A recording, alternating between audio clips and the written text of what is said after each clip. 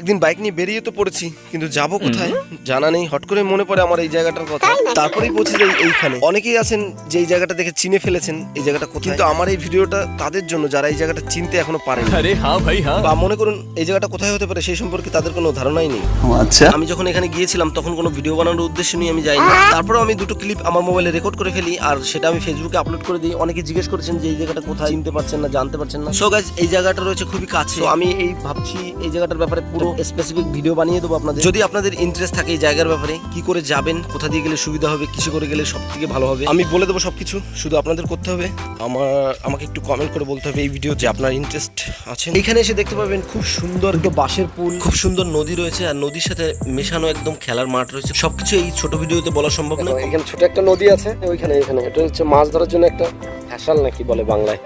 Awesome লাগছে ভাই, awesome জায়গাটা, সেই সুন্দর লাগছে কিন্তু।